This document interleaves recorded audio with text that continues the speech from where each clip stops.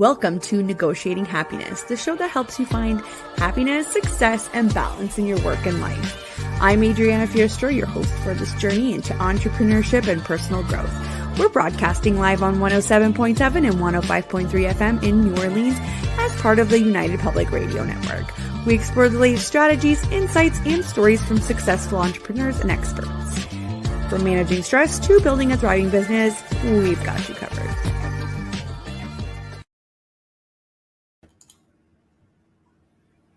Good afternoon, everybody. This is Adriana, your host of Negotiating Happiness, and today is October the 9th. We did record this yesterday on the 8th with my lovely guest here, Brittney Ashley from Creative Dynamics. Thank you so much for joining us. Just a reminder, we are broadcasting live on the United Public Radio Network and UFO Paranormal Radio Network on 105.3 and 107.7 FM in New Orleans.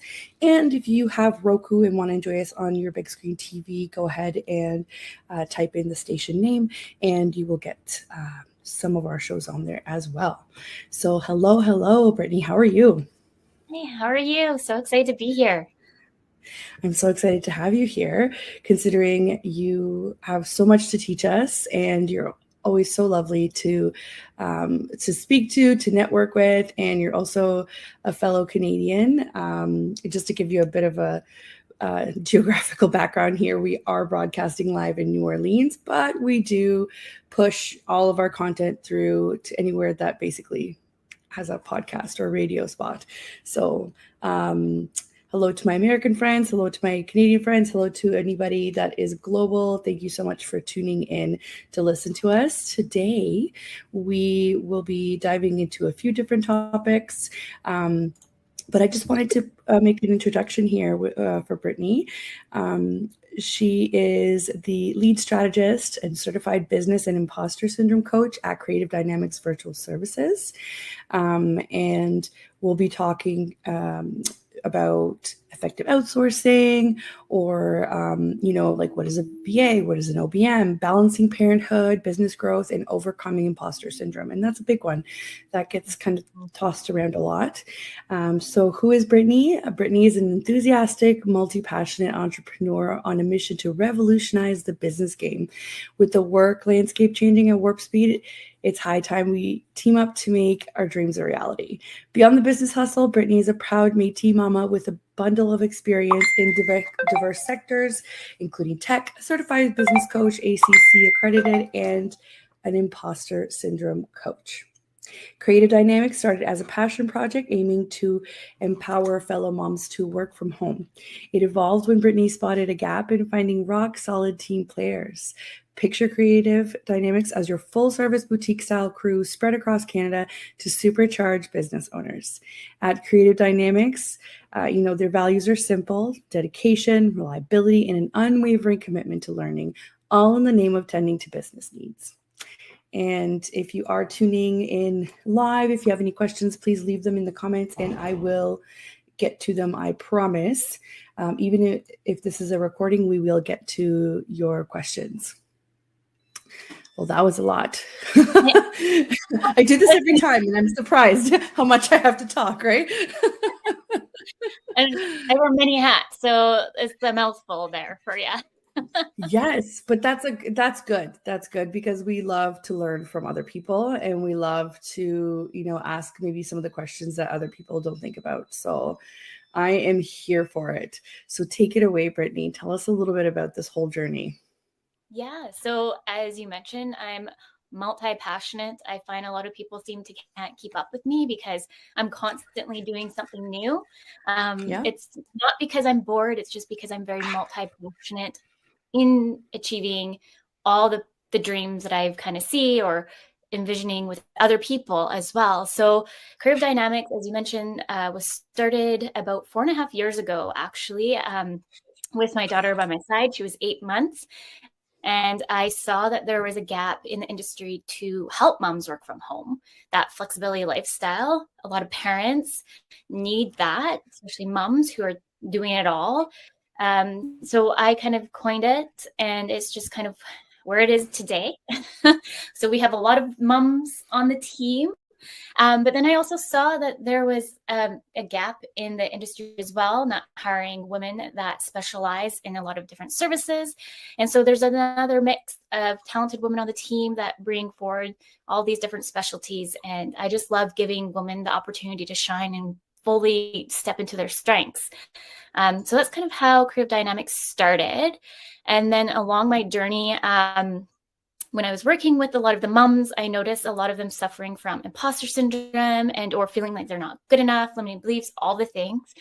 And then that's kind of where I was like, I need to become a coach. And I started doing a bunch of research, and I just kind of dived right in. And now I'm a certified business coach, ACC Accredited with the ICF.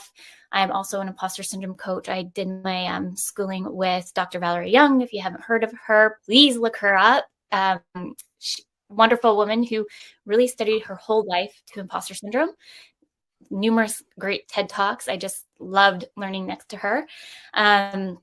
So that's kind of how I've now become a coach. And on top of all of the things, I'm hoping to launch a youth program next year for those who have dyslexia, ADHD, working with youth on just really being confident to who they are as individuals. It doesn't care if you're kind of classified under neurodivergent, but it's good to talk about it and claim it and talk about leadership development, business development, and all the things. So many hats, but I am so passionate to build it, all the things, because I just feel that there's so much greatness in the world and everyone deserves to shine. And not just many hats, but very important hats, right? So you've touched on a lot of very important topics, a lot of for people that face a lot of hurdles. So that's what's important here, is that you can, do what you want, live out your entrepreneurial dream, and also make the world a better place. I love it. I love it all. I was diagnosed with ADHD basically last year or the year before that. So I struggled with a lot of that stuff, I think. So that's amazing what you're doing. I didn't even know what it was, but I bet you that if I did, it would have been kind of worse because there wasn't really as much support or have the resources, or maybe we thought that it was a limiting factor in our makeup or our composition, right? So I love that you're saying it's not a limiting factor. We just need to learn how to work with it. I love it. 100%. And I think that's kind of where my passion strives from all these different kind of areas. I have dyslexia. I got diagnosed with it at age 5, very young. Not very many people get diagnosed that young. So I have grew up with it and had the support system around me. However, I'm usually pretty shy when I was younger and all these things. And so when I went on my coaching journey, I realized that I had to really be an advocate for myself. And then it made me think about how I was in youth, in schools, and how I kind of got put into a box. And I don't think anyone should be put in a box. Everybody should shine. And so that's how, as you can see, like Creative Dynamics, it's empowering women, how they can shine all in their different strengths. And I just really love to tap into all of those areas and different levels. That's amazing. Well, thank you so much for sharing your story. Obviously, you've turned it into something that's very positive and not a limiting behavior, which is what I love to see. When I first started thinking about kind of the vibe of this show, I definitely had a little bit of like, what do I have to tell people? What can I do to make this better? And every single time from then, I just said, I'm so glad I did it because I've been able to meet so many people that have had so much more to say than I have. And I've been able to give them that platform to do it. And it's important because my experience is not everybody's experience, right? So I love it. Again, really appreciate you putting out, both professional and personal parts of yourself out there. Yeah. I feel that the more we talk about it and the more we share the vulnerability of who we are, you're going to naturally attract those who you want to work with as well. I built this business not to just work with random people. I'm really passionate to work with people who also are passionate to build something as well. And so those passions together can make something beautiful. Right, exactly. So how did you So I understand that creative dynamics was kind of born first, and then you went into the coaching sphere. So what prompted that, that extension? So creative dynamics, just so everyone is clear, it's a virtual assistant online business management team. So everyone works virtually, and I just found that many of the women on the team were struggling with confidence, even though that they came from the tech industry. Like a lot of us actually came from the tech industry. A lot of us have years of experience, maybe even owning our own business. Like we have Ryan on the team who owned a bakery, but can do all the things. Seriously, I swear she's a unicorn. Like every time I ask if she can assist with something, she knows how to do it. So I love finding my unicorns, I like to say. But the one thing that I would see was that everyone would feel like, oh, Brittney, like, why did you match me with this client? Like, I'm not good enough to be working with this person. Right. And then I'd be like, do you know administration? They're like, yes. Do you know marketing? Yes. How many years of administration you had? Oh, well, 10? Yes. And then it's just kind of like in the general senses of that coaching realm, just kind of start to build more naturally. And that's kind of how I stepped more into the coaching, because I wanted to finesse my skill as well to make sure that I'm really empowering them. And I feel that true leaders should be great coaches as well. Right. Because I say this all the time. Just because you're good at what you do doesn't mean that you're a good people manager. And that's part of it, right? That's part of kind of having the right tools in place and plus the right attitude so that you can make sure that your team stays and kind of thrives, right? And is cohesive. It's not all over the place. So you're completely right. So it just kind of came naturally to you that's kind of the next step, right? Yes. Yeah, everything seems to kind of like flow together. And a lot of people are like, well, why are you doing this youth thing? Like that's totally left center. And it's like, no, it's not. It all flows together because it's also talking about dyslexia, ADHD, and like neurodiversion. And it all stems from where I began from day one. So. Right. And it is a bit of coaching, right? Like it's the same thing. It's just you're working with, the generation that hasn't yet entered the workforce. So really it's, and any time that, you encounter a coach, and I know there's so many coaches out there, they usually specialize in different things. I actually do know a confidence coach, which I met her. She's wonderful. I'd never heard of this before. They all kind of have to work together, right? Like you can't be successful at something until you experience some of that confidence or some of that, great advice that coaching can give to you. So I totally get it. Not everything is isolated. We're just used to categorizing everything, putting everything in a box. And that also applies to our children. So. Yeah.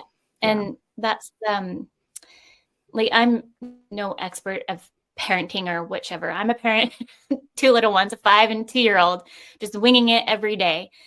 Same. I'm not reading no manual, just doing what I can. But the one thing that I do know for sure, as somebody who struggled with dyslexia, I want to make sure that they have that support around them as much as possible. And so that's kind of how the youth program came about, because I know how it was becoming a youth and not knowing how to talk about my struggles. Because at the end of the day, I think it's really hard that the schools kind of classify you as A's or B students. And so when you're struggling to read and write, you want to still get on the honor roll. And not to say that I didn't, but you kind of start to feel like you need to put yourself in a box and conform with everything. And so I'm hoping to kind of like shake it up a little bit. Yeah. And that's exactly what we need. I was listening earlier this week to a few people who had very strong opinions about our current school system and how it doesn't really benefit everybody. It just kind of keeps putting kids in a box.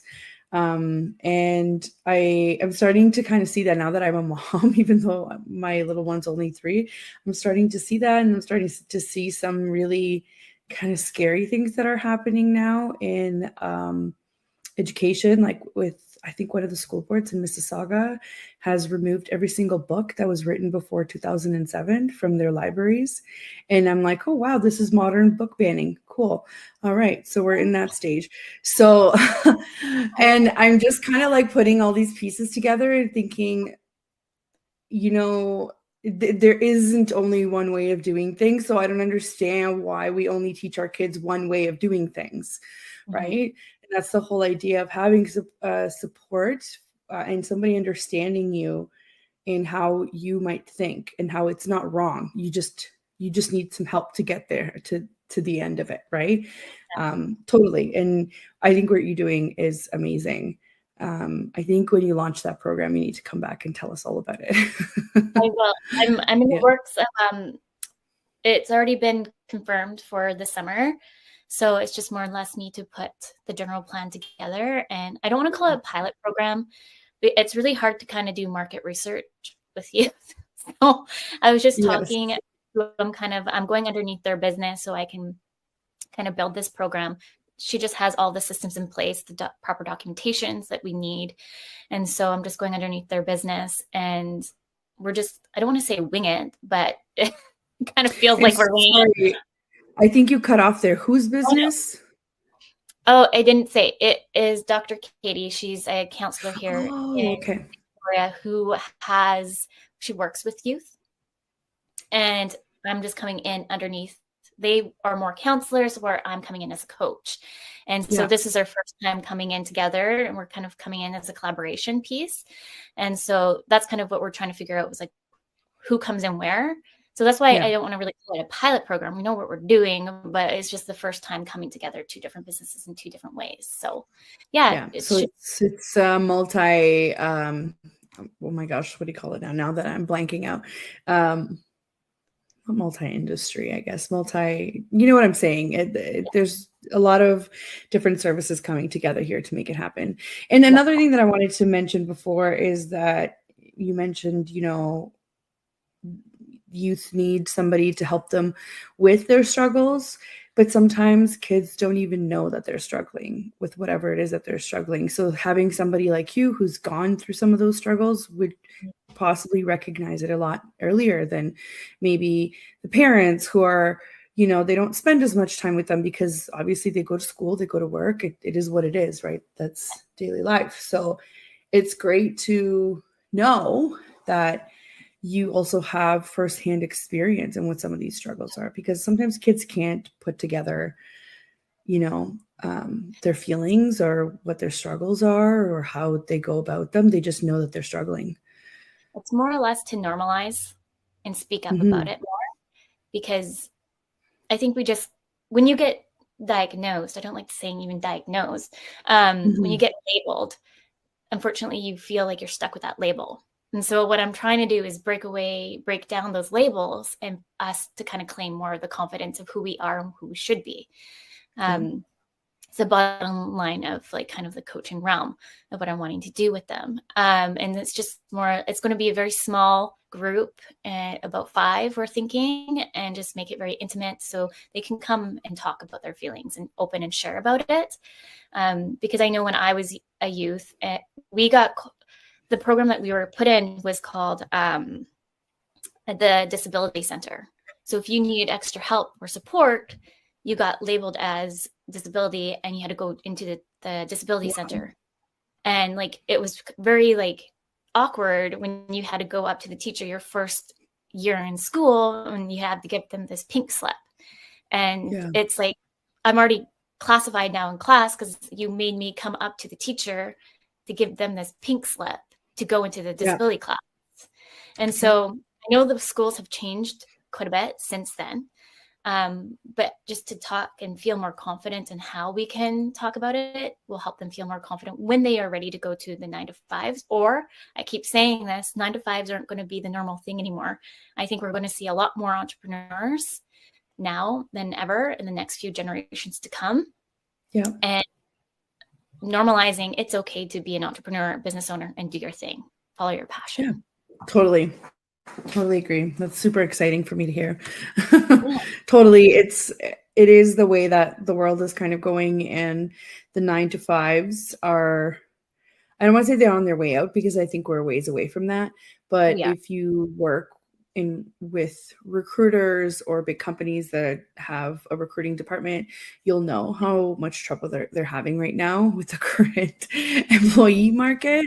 And you'll know that there has to be a lot of policy change, a lot of like, I guess the corporate world needs to kind of change all around, right? In order to accommodate kind of this whole generation of people that are like, this isn't worth it anymore, right? And the unfortunate thing is that a lot of us are getting labeled, oh, you're a millennial, you're just lazy, or you're a so-and-so, you're just whatever. And then at the end of the day, I want to take away from that. It's just that I think we're starting to realize that life is short, and having a 2 weeks off throughout the year isn't enough for us, especially for parents. Like I would probably be fired 10 times by now because you have to look at childcare. We can hardly find childcare on a good day. Before and after school care, like we're still on the wait list. We're 56 on the wait list, and it sounds like that's not moving anytime soon. So I've had to really mold and reschedule my life, my business, at least 10 times since I've had my daughter. So it's just going to be the norm, I think, in years to come. It's going to take time, but I do think that's where we're moving towards. And you're not the only one, right? Like we're lucky. I'm not sure if does BC have the $10 a day program? They're starting to slowly roll that out. Only certain daycares have that, but we're not in it. Like so we just got it, I think a year and a bit ago, and we're still not at $10 a day yet, which whatever, it works. So even with, these big daycare kind of recreational companies that also do daycare, even with them registering and making this available, it's still a struggle. The wait lists are a very real thing, and I can relate. I think I would have also been fired because at the very beginning when we were, he was 13 months old, so he was just barely a year, and we were trying to put him into daycare. The amount of times that he would get sick, or the amount of times that we had to put him in temporary daycare because they didn't have an open spot, for him for the remainder of the year, was wild. And every time I say this, even moms here in Canada don't realize this sometimes, especially if you're a first-time mom. I got on the list for this daycare center when I was 5 months pregnant, and he didn't go until he was two and a bit. So that's almost 3 years, if anybody's counting. Which is, it makes me think I should just open also a childcare place. Might as well throw it in the mix. Right. Like, might as well do that because it is a real problem. And if people are thinking why, it's because you're going to have to keep missing work. And I don't know who's going to be as flexible as I would be with myself. And to go back to your 2 weeks a year situation, I think we're just used to thinking in our own bubble in Canada, maybe the States too. I don't want to say North America because I think Mexico has better laws in some regards to this, but Europe is doing it with 5 weeks a year or 5.5 weeks a year. I worked in Scotland for 2 years, and it was the norm. So it is legislated that you get 5.5 weeks of vacation, paid vacation a year if you work full time. If you work part time, you just prorate it from there. So you still get the same amount of time based on how much you work. Plus, depending on where you work, you could work overtime, and they don't want you to work overtime because that's also really bad and you're headed for burnout. So what they do, they give you days in lieu. So I got up to 12 days a year, right? 1 day a month, added to that almost 6 weeks vacation. It's just the norm, people. You don't have to work yourselves into the ground. So I hate that this is kind of where we're at. And to go back to the whole, we're millennials, so we must be lazy. I just watched a TikTok today, and I wish I could find the creator. Maybe I'll post it in the comments. She went and researched the boomers versus the kind of like the millennials, what they're struggling with right now, and did a very accurate comparison. So the boomers would have been in their 20s and 30s in the 80s. So she took data from the 80s and data from today, and was even very lenient on some of the things, like, fine, so let's say you got a deal on your rent. Let's say you got this, let's say you got that. And basically at the end of the day, the math was, if you were to live normally today on an average salary, you would be in negative $958 a month. And if you were a boomer in the 80s, you would have $750 a month left over, with adjusted with inflation is $2,600 left over a month, which is wild to me. It's wild. Yeah. So basically the conclusion is boomers' only limitation to success was laziness. So to them, if you're not successful, it means because you're lazy. Whereas our limitation for success is so much more complicated than that, right? I hate it when people say that. It's just totally, this creator did such a great job of putting in the data out there, showing the sources, doing the math. And I was like, thank you. But unfortunately, the people who still think that will still discredit everything you've done for this video. It's true. Yeah, have to be a little bit more open-minded. And you can see that obviously she did the research and the stats for people to kind of see the comparison. Yeah. But yeah, I'm worried a little bit for the kids to grow up and what the world's going to be like, because I really hope I can help them out. But with the cost of everything, and like, I don't know how much gas is over there. We're at 2.212 or something like that. Like, it fluctuates, which is ridiculous. Per gallon or per liter? Yeah, per liter, I believe. Per liter. Oh, wow. Yeah. So for some reason, ours just dropped by 20 cents in the last week. So I don't know what that means. I'm kind of scared to like look into it. But it was at 155, 160. Now it dropped to like 133. We're not sure. We're not sure what's going on. I'd stay at home as much more, I guess. I guess so. It is wild though. That's crazy over there. I went to BC this past year for the first time. It's beautiful, but it's very expensive. Oh yeah. I would definitely go back though. Everyone wants to move here. I'm not complaining. I'm originally from Up Island, so Campbell River. And I've only ever wanted to live in Victoria. That's always been my dream.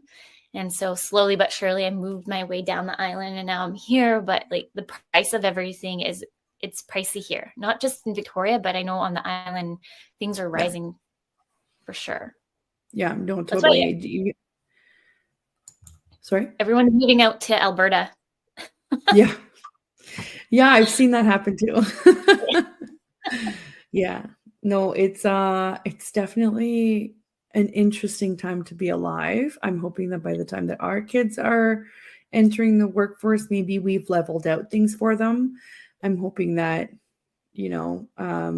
we've kind of pieced things back together of how they're supposed to be, but you never know. You never know, right? Can only hope. Yeah, I know, right? So we're just about halfway here, which is crazy because we've had so much fun talking. I'm going to need you to dive into all things creative dynamics in a minute. Yeah. I'm just going to do a really quick station intro where we're about halfway in here. For those just tuning in, you are listening to Negotiating Happiness, and we are live on the United Public Radio Network and UFO Paranormal Radio Network at 105.3 and 107.7 FM in New Orleans. And we are also on Roku TV as the station. Our show is not on there yet, but we're getting there. Okay, so my guest today is Brittney Ashley, and she's the owner, founder of Creative Dynamics Virtual Services, and she's also a business coach. So tell me everything. Tell me who your typical clients are. Tell me what kind of services you guys are, happy to offer at this time, and just tell me everything. So a lot of who we serve are service-based business owners. So it's kind of a mix. So we have worked with landscapers, real estate agents, coaches, interior designers. We've also worked with website developers, and then the type of services that we can assist with. So there's, I think, to kind of educate people a little bit, there's virtual assistants and then there's online business managers. Two are classified as two different entities. So virtual assistants is kind of like your virtual assistant. They can assist with administration, marketing. The VA world, the virtual industry has grown significantly over the last few years. So that the industry itself, you can see so many virtual assistants really niching into different areas. Maybe they want to be a tech VA, so they're really good at all things technology. Perhaps they want to be a web developer, but under the VA industry brand. So we can assist with all those things. And then we also support our entrepreneurs with online business managers, which are essentially an online business manager, OBMs. They can really assist you with project management, operationals. It really depends what the OBM wants to specialize in. Some even specializes in financials. I'm more of an OBM, so I can come in and work with my clients and I can really see when there's gaps within the system. I see that you need a CRM. I see that your potential employee that you're working with, unfortunately, is actually more or less stagnating the business versus thriving it to the next level where you need to. So an OBM can wear many hats, but they're more of like a specialized strategist to help people kind of figure out the two. And what Creative Dynamics does, we offer both. So you don't have to go find an OBM. We have OBMs on the team.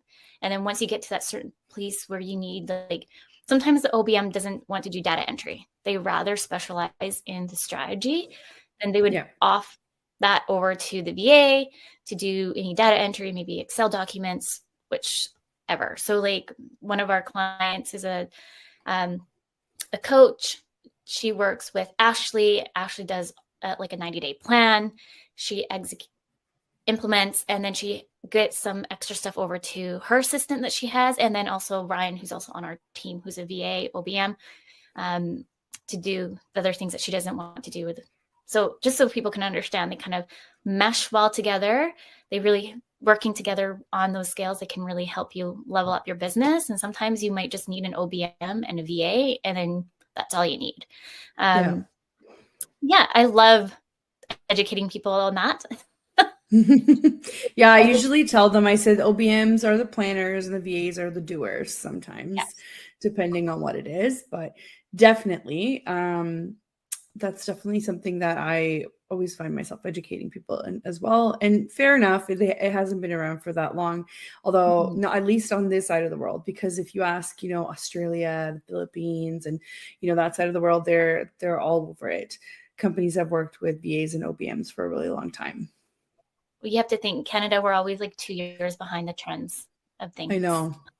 But even in the States, if you look in the States, there's so many Facebook groups, and I tried to stay out of them, but I still I followed them because I kind of started when I started out as a VA. I was just like, I just need as much information as possible.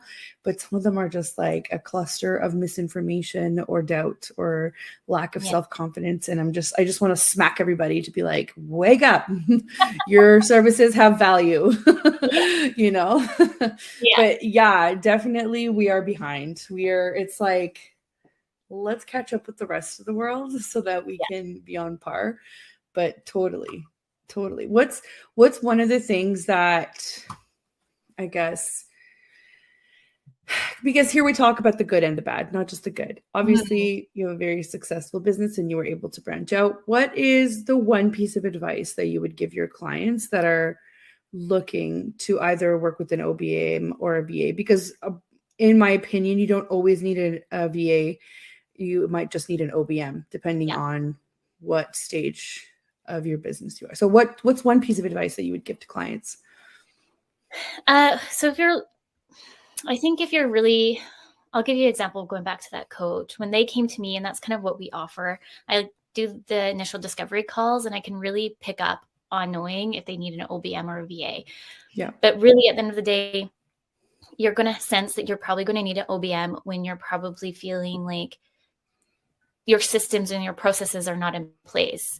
You're constant, like a VA, there's some VAs that can assist, but an OBM will be able to really specialize and fix those gaps right away.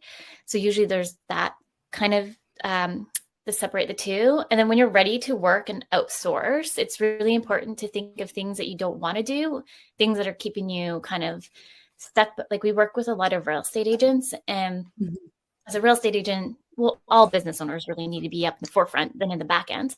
But like with real estate agents, like you really need to be out there shining.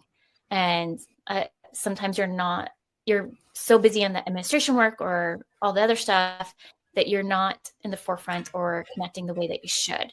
So when you're feeling you're really stuck in the back end, that's when you're knowing that you probably need to outsource and get it to somebody else so you can shine in the front end.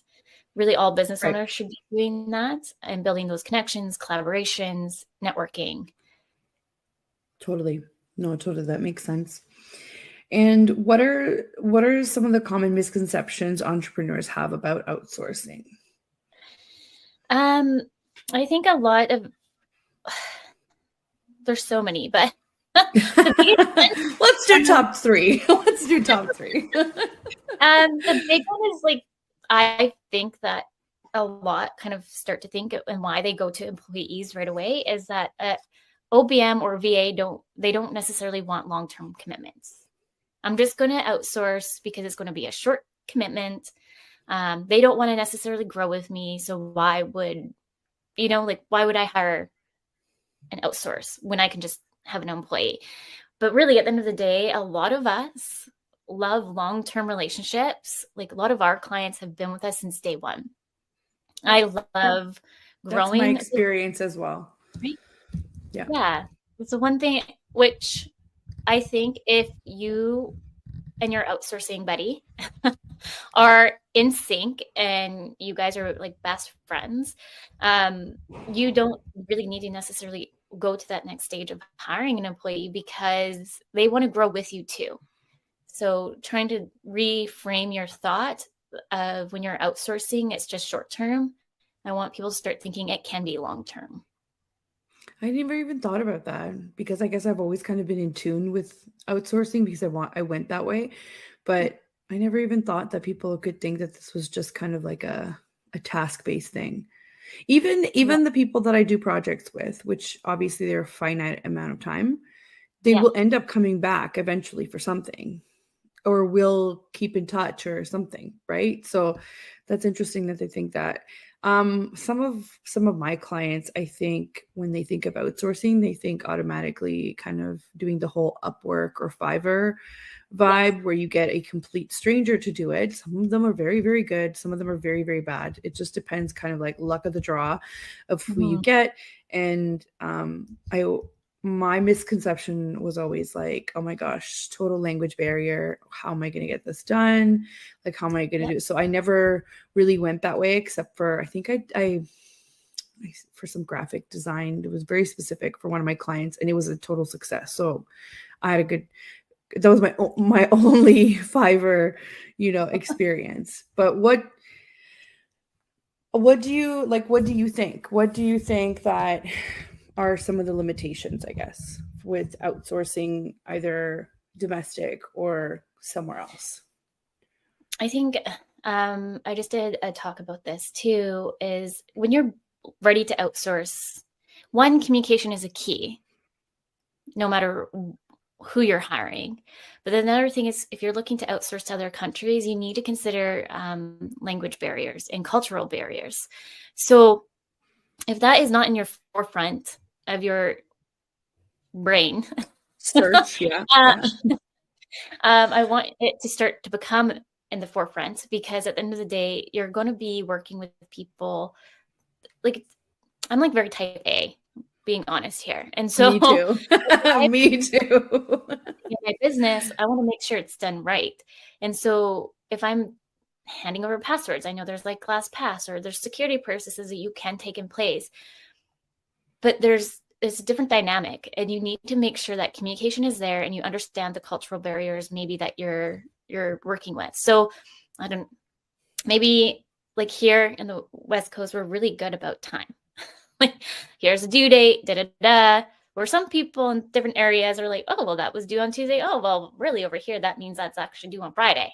So, you kind of need to have those kind of top of mind when you're ready to outsource and that you're comfortable with that. If you're really wanting like reliability and somebody that really understands what you're doing in your business, just ask the right curious questions when you're doing like a 15-minute, 30-minute discovery call. Everyone's different. Some people don't even offer discovery calls anymore, depending on how big their business is. But just try to ask those curious questions. And I always say, ask more questions than just not assume. Totally. And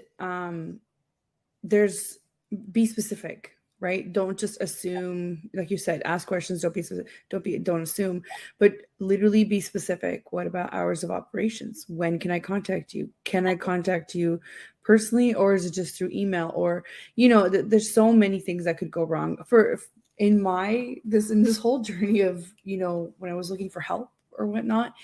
I found that there were a lot of people that wanted to do this type of work, but this wasn't their main work, which nothing wrong with that.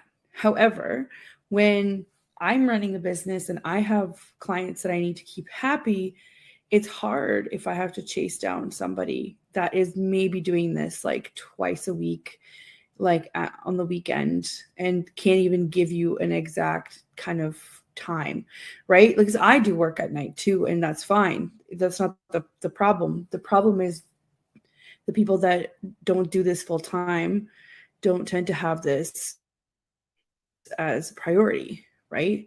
Because they probably have another type of job and they think that they could just do it here and there, and that's fine, but not when you're basically subcontracting to them, because clients, like you said, they have deadlines, they have things they have to meet. So you have to kind of ascertain, is this their career? Is this what they want to do? I find that those types of people are way more invested in your business than the people that are not. And not for not trying. It's just the way that it works, right? The way that they give most of their attention to their full-time job, right?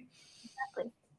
And there's some who are very dedicated too, who might have a full-time job, but they're wanting to ramp up being a VA or an OBM. Yep. So that's why I say ask curious questions of, I don't like calling it job interviews. Have a coffee chat, because at the end of the day, you want to be able to have a coffee with that person. And like all my clients, if they're here in the Victoria area, we meet for coffee or lunch. And it's like a best friend. Like one of my... It's so nice. It's so nice to be able to do that. Yeah. Right. Yeah, one of our real estate agents who's been with us since day one, we call each other networking besties. So usually, like, we're texting each other, like, did you see that network event? Yeah, you want to go together? I'll pick you up at 5. Like, I love working with my clients, because that's kind of like the relationship we've all built. Yes, it's awesome. That was kind of the idea behind our retreat that we just ran. We just wanted people to connect with each other and just to say, hey, you're going through the same crap I am. Let's commiserate over it, over some drinks, some coffee, or let's just swap, information, because we don't gatekeep over here. We try to help everybody. There's room for everybody, right? Yeah. So here's a question. If you were to start over, or if you had to start over your business from scratch, what would you do differently? Is it bad to say I would do it the same? No, that's fine. And if that's your experience, then that's fine. Yeah. I love, like, it's ups and downs. There's down moments that are very down, and it's like, why am I doing this? I should just go back to 9 to 5. To, I can't believe I'm actually living this life. I love it. I love that I can pick up my kids and be that person. I can wear the multiple hats that I want to and really enjoy my life. All learning, like I've never been a parent before. So having my daughter while running the business, like, that was so new to me. And now 2 kids, 5 and 2. So it's like chaos in the house. But I was just saying to somebody, I live off the chaos. Like, if it's not chaotic, I'd be like, oh, what now? But I kind of thrive. You're going to have a hard time when, it's time when the kids are moving out, it's all quiet in the house. Somebody else is running the business. You're going to be like, what do I do now? I feel like I'm a workaholic. I actually my birthday was on the 3rd, and I have one main client. Thank you. I have one main client, and he messaged me being like, why are you working on your birthday? I'm going to have to boot you out of the system. I was like, do not boot me out, James. I have to get this done. Then I'll have peace of mind to enjoy the birthday the rest of the day. Right. Right. Exactly. I'll probably find something. Like not only have I been building this, I also volunteer a lot too. So I volunteer my time as an event director, and then I also volunteer my time as a coach and working with non-for-profits for those who are stepping into a leadership role. So I do wear many hats, but I love it. So I feel like if I go in retirement, I'd probably find like all the other things to do too. Yeah, it'll never be quiet in your house. That's for sure. I don't know. I'm kind of like in the middle. I'm like, oh, that sounds nice. But then at the same time, I'm like, that'd be pretty boring. I'll probably adopt more like fur kids. Yeah, that would work too. They're a lot of work. They are. Yeah, we have a dog and cat. Ooh, I have 2 cats. They're elderly cats, so they're kind of temperamental. I just thought I would share your website here while we're still talking. So this is Creative Dynamic Virtual Services. So it's creativedynamicsva.com. And there we go. You'll be able to find the services, community events. There's a blog there as well. And you'll be able to find there's freebies and contact information, and you'll be able to definitely see Brittney's team as well on here.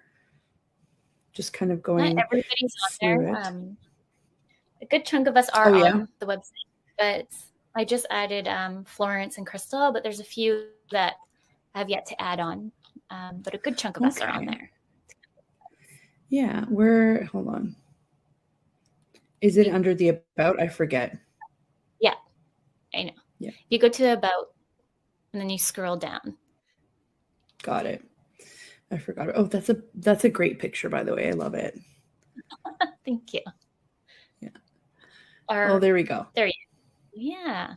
So Gabby and I worked together for 8 years almost. Gabby and I used to work in the industry together, and she called me up looking to be like, can you be a reference? And I was like, have you ever thought of being a VA? Like, look at me slowly convert, making everyone virtual. Okay, but I'm so glad to hear that, because you're not the only one. I literally tried this with my friends. I was like, listen, the freedom is unparalleled. It is unparalleled. You will never catch me going back. So, right. Yeah, that's so funny. I'm really glad to hear that I'm not the only one that does that. Well, there's Crystal. We love Crystal here too. I know. I saw Crystal on the show not too long ago. Yeah, totally. We just finished a huge website project. I'm excited to showcase that. Amazing. Yeah, she's our Wix specialist that came on the show. Yeah, that's awesome. Well, most of your team is here. You guys will be able to find out what kinds of services. I saw that you even help with course launches and whatnot. Yes. Yeah. So we do course launches, administration, marketing, CRM setups. We've worked with HubSpot, Dubsado, Honeybooks. Yeah. Yeah. I've done the one thing that really. Oh, sorry. No, that's okay. I was just kind of like ticking boxes in my head with HubSpot, Dubsado. Those are the favorites. Yeah. They are the favorites. My thing is, I like to not recommend until I know what industry somebody's in. So if you jumped on like a 15-minute call, totally. And that's kind of what I did in the tech industry, is I would go out and research all the things and before we would recommend like the best CRM, because like we work with a bookkeeper actually, and they were using a CRM, and a lot of other VAs were recommending like go to Dubsado. I was like, I did some research on the program that they were using, and I was like, no, I would definitely stay on here, but we just need to utilize the features that you're not utilizing. And so I brought Danny in. Happens a lot. Done. Yeah. It doesn't happens a lot when they DIY it themselves and they realize like how much more overwhelming it is, and then they kind of stop. And they also come to me. I do platform setups as well, and they'll tell me everything that they did, and it's like only like a fraction of what the actual capabilities of the system are. And it's totally right. But that's okay. They get to try it out and figure out that, hey, I might be able to use this. I just can't DIY it myself. So this is why people like you and I exist. Totally. I can see you have a full arsenal of blogs as well. And you just even from the titles, I can tell that they could be super useful. If there was one that was like Dubsado versus Honeyflow, which that question comes up in discovery calls all the time, and I have to explain it to them. So that's a good one to feature for sure. I asked Sarah also does copywriting for us, and she does launches. And so I asked her to write that, because that's a big thing that sometimes when you're creating courses, you want to connect it to a CRM. And so we hit hard on that blog. So please go read it. It's a good blog. Yes, totally. And there's so many other things that you can do. I think people just afraid of tech in general, but I love doing that. And I love telling them also here is an entire list of AI that could help you. And then they hear AI and just start freaking out.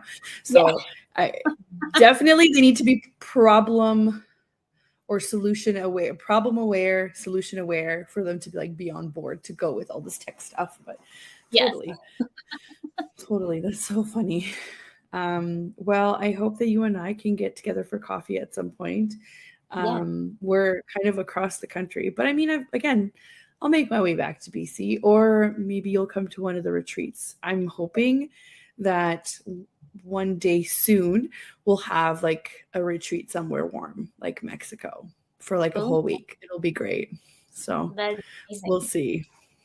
I was saying to Crystal, because Crystal and I are coming together to do some collaboration. I won't spill the beans here, but maybe Crystal and I can jump in and tell you more. But you guys can both come on if you want. Yeah. We're up to something. So ooh, I'm interested. Yeah, definitely keep me posted when you guys are doing the thing that you're not mentioning. And you guys can both come on and you can wow us with everything. I can't wait to hear it. I love collaborations too. And I'm glad that I'm collaborating with Jen on the retreat, but my brain's just always going. And it's always like, oh, you could do this, you could do that. And then I'm like, wait a minute, there's only 24 hours in the day. When are you doing that?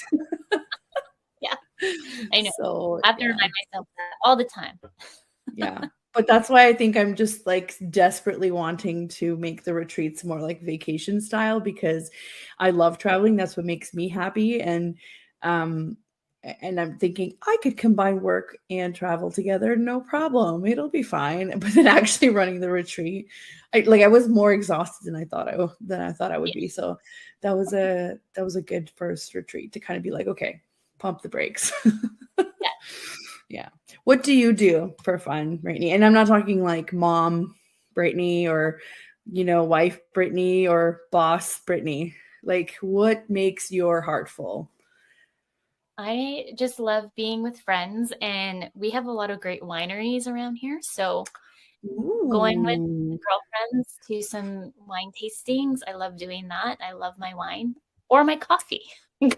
Combination between the two. I will do both. Sounds wonderful.